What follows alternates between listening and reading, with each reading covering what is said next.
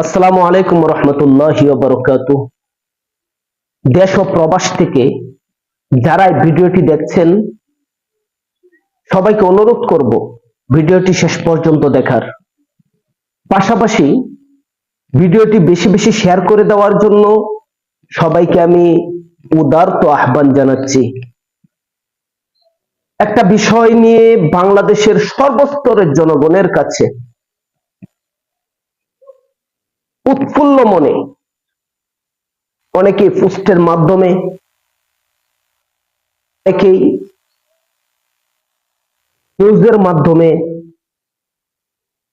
অনেকে আবার একে অপরের কাছে বলা বলিতে লিপ্ত। যাই হোক, সেই কথাটা বহু আগেই আলেম সমাজ জাতির সম্মুখে বলেছিল, যখন ফ্যাসিবাদ সরকার, স্বৈরাচারী সরকার শেখ হাসিনা ক্ষমতার মসনদে ছিল। তবে আলেম সমাজ জানতো শেখ হাসিনার কাছে দেশের কল্যাণে, দেশের জনগণের কল্যাণে কোনো কথা গ্রহণযোগ্য হবে না। এরপরেও সে যেহেতু সর্বোচ্চ ক্ষমতায় ছিল, তার কাছে বিভিন্ন সময় বিভিন্ন বিষয় জনগণ সম্পর্কে, জনগণের কল্যাণে বলা হয়েছিল, কিন্তু সে রাখেনি। এখন কথা হলো,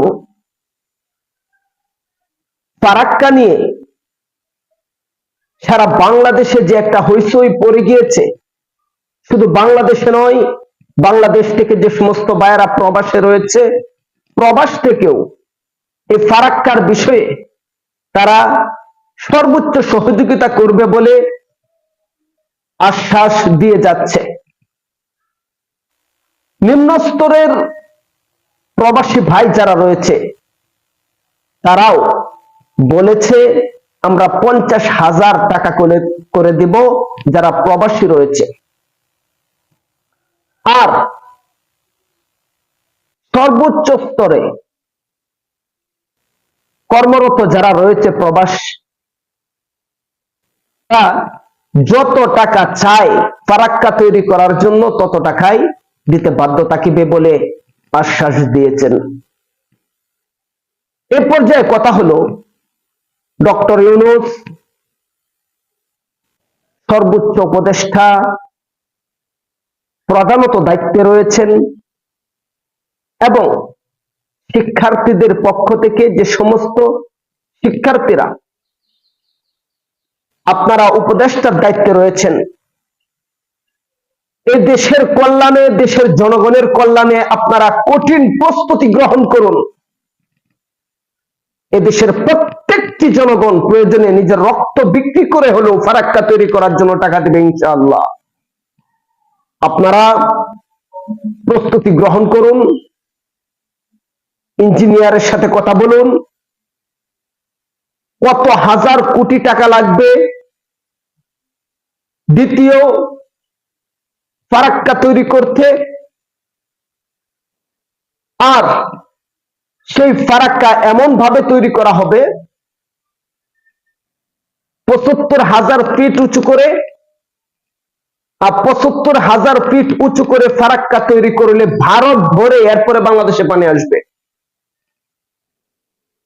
ভারত ডুবে এরপরে বাংলাদেশে পানি আসবে, এমন উচ্চতা দিয়ে ফারাক্কা তৈরি করতে হবে।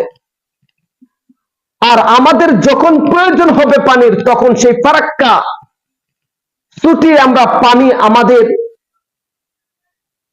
যতটুকু প্রয়োজন আমরা নিয়ে নিব। আমাদের প্রয়োজন শেষ হয়ে যাবে, আবার সেই গেট আমরা বন্ধ করে দেব। এমন একটি ফারাক্কা তৈরি করার জন্য যত টাকা লাগে এদেশের জনগণ দিবে। সরকার বাহাদুরকে আমি বলতে চাই, আপনি পদক্ষেপ গ্রহণ করুন ইনশাআল্লাহ। আর বাংলাদেশের মানুষকে ভিনদেশে আগ্রাসন কোনো ক্ষতি করতে পারবে না।